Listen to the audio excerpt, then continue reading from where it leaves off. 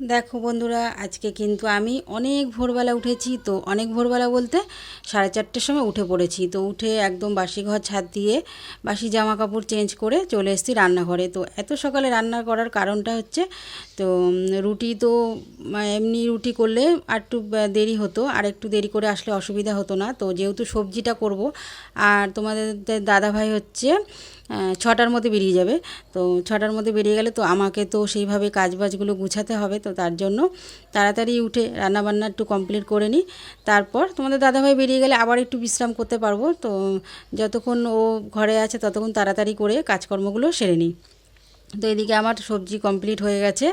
আর তোমাদেরকে আগের দিন দেখিয়েছি রাত্রিবেলা যে ছোলা ভিজিয়ে রাখছি, আর পটল আলুটা ফ্রিজ থেকে বার করে রাখলাম, আর টমেটো সেটা দিয়ে মানে সবজি করব। তো টমেটোটা না পচা বেরিয়ে গেছে।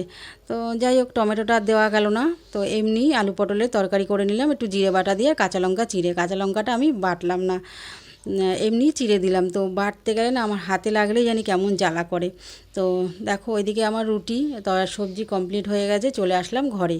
তো ঘরে এসে বিছানাটা একটু মানে ঝেড়ে নেব। আর তোষকটা না বারবার এদিকে চলে আসে, তো টানতে হয়।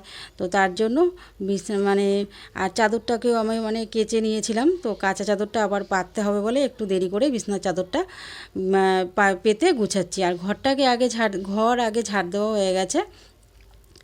তো এইটাই কমপ্লিট। বিছনাটা এখন একটু চাদর পেতে বালিশ টালিশগুলো একটু গুছিয়ে গাছিয়ে নেব। আর এইদিকে তোমাদের দাদাভাই বেরিয়ে গেছে কিন্তু। ওকে একদম টিফিন করে দিয়েছি, ও রেডি হয়ে চলে গেছে। তারপর আমি এগুলো সব গুছিয়ে নিলাম। আর এই যে আমি আবার একটু মাঝখানে একটু মানে রেস্ট নিচ্ছিলাম। তো কতদিন ধরে তোমাদের বলছি যে শরীরটা আমার ভালো লাগছে না। তো তার জন্য একটুখানি করে কাজ করি আর একটু করে করে মানে বিশ্রাম করে নিই। তো এই জন্য আমার অনেকটা বেলা হয়ে যায়। আর তোমাদের দাদাভাই আসার কথা ছিল বিকেলে, তো কাজ তাড়াতাড়ি হয়ে গেছে, চলে এসছে একবারে চাল নিয়ে। তো বলল যে চাল বাড়ন্ত হয়ে এসছে, মানে অল্প আছে, 1-2 দিনের মতন। তো আমি 1-2 দিন থাকতে থাকতে ওকে বলি যে চাল আনতে হবে। তো ও চাল নিয়ে চলে এসছে। আর এদিকে আমি ভাত বসিয়ে দিয়েছি রান্নাঘরে। আর দেখো যে সকালে যে রুটি করেছিলাম সেই চাটুটা মাজা হয়নি। চাটুটা বলতে বাসনও বেসিংয়ে আছে। তো এই দিকের কাজটাই আমার মানে বাসনটা শুধু মাজা হয়নি। আর দেখতে পেলে তো কুমড়ো ফুল দুটো, তো দেখো তোমাদের দাদাভাই কুমড়ো ফুল দুটো নিয়ে কি মজা করে আমার সাথে। তো সেটাই দেখো, আমি কিন্তু এদিকে কিছুই জানতাম না। তো আমি ওদিকে কুমড়ো ফুলটা রেখে মানে ঘরে এসে ঘর দুটো মানে ঘরের ফ্রিজ ট্রিজগুলো পরিষ্কার করছি। এদিকে এমনিই দেরি হয়ে গেছে। তো প্রায় 12টা বাজে, ও তখন এসে আবার মানে একটু বেরোবে। আর দেখো, দেখেছো? দেখো, তোমরা তো সবাই তো গোলাপ ফুল দেয়, আর আমার বর দেখো আমাকে কুমড়ো ফুল দিচ্ছে। তো যাই হোক, ভালোবেসে যে যেটাই দেয় না কেন, তো সেটা খুশি হয়ে নিতে হয়, বিশেষ করে বর। তো বর যদি ভালোবেসে একটা কুমড়ো ফুল দেয় গোলাপ ফুলের বদলে, তো সেটাই খুশি মনে নিয়ে নেওয়াটাই ভালো। তো বরের ভালোবাসা পাওয়াটা কিন্তু একটা ভাগ্যের ব্যাপার। তো মেয়েদের কিন্তু এটাই একটা বড় ভাগ্য। তো বাপের বাড়ি যাই হোক না কেন, মানে শ্বশুরবাড়িতে গিয়ে বর কেমন হবে এটাই কিন্তু মেয়েদের সবথেকে বড় একটা ব্যাপার থাকে। যখন বিয়ে ঠিক হয় তখন কিন্তু তারা অনেক চিন্তায় পড়ে যায় যে যার সাথে সংসার করব, যার সাথে মা হাত মানে 4 হাত এক করে দিচ্ছে সে কেমন হবে, বাবা মা যার হাতে তুলে দিচ্ছে তার সে কেমন হবে। তো মেয়েদের কিন্তু এটা বড় একটা মানে আশা যে তার স্বামী খুব ভালো হবে তার মনের মতন। তো সত্যি আমি একদম আমার মনের মতন আমার বর পেয়েছি ভাগ্য করে। তো ভগবান আমার মানে মুখ তুলে তাকিয়েছে, আমি সবসময় এরকমই চাইতাম। আর দেখো, সেই ভালোবাসার ফুল দিয়ে তোমাদের দাদাভাইকে বড়া ভেজে দিলাম। সেই বড়া খেয়ে তোমাদের দাদাভাই আবার ডিউটিতে বেরিয়ে গেল। আর দেখো প্রায় তখন 2টো বাজে। আর 2টো বাজে, আর আমি এদিকে খাটের তলাটা পুরো পরিষ্কার করে নিলাম, যেহেতু আজকে বুধবার। আর বৃহস্পতিবার দিন তো এমনি ঠাকুরের কাজ অনেক থাকে, সব কিছু ঠাকুরের চেঞ্জ করতে হয়, সব পাল্টাতে হয়। তো ওখানেই 2-2.5 ঘন্টা সময় লেগে যায় বাসনপত্র সব পরিষ্কার করে। তো তার জন্য আগের দিনকে আমি এরকম করে খাটের তলাটলা এমনি সামনেটা ঝাড় দেওয়া হয়, পুরো পরিষ্কার ভেতরে ঢুকে সব কিছু ঝেড়ে আবার আমি পরিষ্কার করে নিলাম। আর যেহেতু তোমাদের দাদাভাই এসে আবার তাড়াতাড়ি বেরিয়ে যাবে, তো তাড়াতাড়ি করে দুটো ভাত বসিয়ে দিয়েছিলাম, ভাত আর ওই বড়া ভেজে দিয়েছি দুটো। আর সকালে যে পটল আলু তরকারি করেছিলাম সেটাই ও নিয়ে এসেছিলো, দুটো রুটি খেয়েছিল আর রুটি সবজি নিয়ে এসেছিলো। তো বলছিল যে আমি এই রুটি খেয়েই চলে যাব। তো সেটা কি কখনো হয়, বাড়িতে এসে রুটি খেয়ে আবার বেরিয়ে যাবে? তো তার জন্য আবার তাড়াতাড়ি ঝটপট ভাত বসিয়ে দিলাম, যে ভাত দিয়ে পটল আলু তরকারি দিয়ে খেয়ে যাও। আর আমাদের কোনো এরকম ব্যাপার নেই যে সকালের তরকারি দুপুরে খাবো না, দুপুরের তরকারি রাতে খাবো না। তো এরকমটা করলে কখনই আমরা সকলে মানে সংসারে কিন্তু আয় উন্নতি আমরা কখনই করতে পারবো না।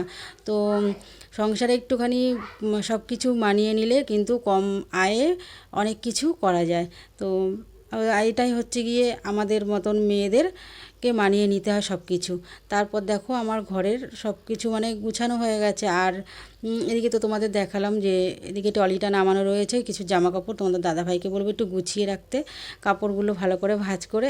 আর এই পাশে তো সব কিছু দেখতেই পারলে গোছানো গাছানো। আর দেখো আমার কুলারের মানে কাভারটা কেমন হয়েছে অবশ্যই কিন্তু তোমরা বলবে। তো তোমাদের সঙ্গে কিন্তু আর আমি সারা মানে খাওয়া দাওয়ার পরে আর আসতে পারিনি। তো এই যে দেখো পুরো সন্ধ্যাবেলা চলে এসেছি, এখন কিন্তু সন্ধ্যাবেলা আর আমরা একটু এখন বেরাবো। তো সন্ধ্যা দেওয়া হয়ে গেছে, গুড ইভিনিং, শুভ সন্ধ্যা। তো আমার ঘরের সন্ধ্যা হয়ে দেওয়া হয়ে গেছে, দিয়ে আমি কিন্তু রেডি হয়ে গেছি একটু বেরোবো। তো বাইরে বেরিয়েছি ঠিকই, কিন্তু বাজারও করেছি, কিন্তু না তোমাদের সাথে শেয়ার করতে পারিনি।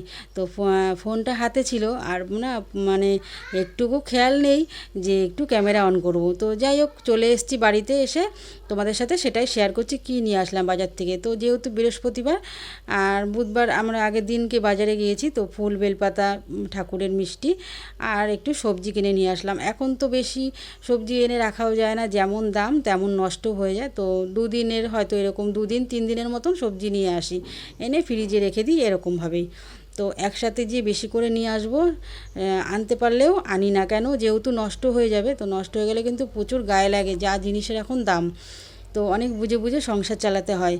তো এখানে দেখো চিচিঙ্গা নিয়ে এসেছি, কাঁচা কলা, পটল, কাঁচা লঙ্কা, শসা আর আলুর তো মানে প্রচুর দাম এখন, তাও ভালো হয় না এখন। তো যাই হোক 1 কেজি মতো আলু নিয়ে এসেছি, যে 2 দিন যাবে। আলুটা আমার একটু কমই খাওয়া এখন দরকার। তো যেহেতু তোমাদের দাদাভাইয়ের এর আগেও সুগারটা ধরা পড়েছিল, তো তখন কিন্তু আমি মানে অনেক চেক করে রেখে ওকে মানে পুরো একদম নর্মাল হয়ে গেছে। এখন আবার শরীরটা একটু খারাপ খারাপ লাগছে ওর, তার জন্য একদম খাওয়া দাওয়া আবার কন্ট্রোলে নিয়ে এসেছি। আর তোমাদের সঙ্গে কিন্তু সকালে রুটি করা নিয়ে ভিডিওটা শুরু করেছি, আর আজকে আমার রাতে রুটি দিয়ে আবার ভিডিওটা শেষ করছি। তো তোমাদের কেমন লাগলো আমার ভিডিও অবশ্যই কিন্তু তোমরা কমেন্ট করে জানাবে, আর লাইক করো। আর নতুন বন্ধু যারা এখনও আমার চ্যানেলটিকে সাবস্ক্রাইব করোনি, তারা কিন্তু অবশ্যই আমার চ্যানেলটি সাবস্ক্রাইব করে আমার পাশে থেকো। আর দেখতে থাকো আমি রুটি ভাজছি, আর তোমাদের দাদাভাই কিন্তু আমার ক্যামেরা ধরে রেখেছে আর কথা বলছে, সেটাই আমি বলছি যে মানে দুজনে কথা বলছি। তো ভিডিও দিতে গিয়ে না মনে পড়ছে না যে কি কথা আমরা দুজনে বলছিলাম। আর দিকে দেখো আমার রুটি কিন্তু মানে রুটি করা কমপ্লিট হয়ে যাবে। তারপর দেখো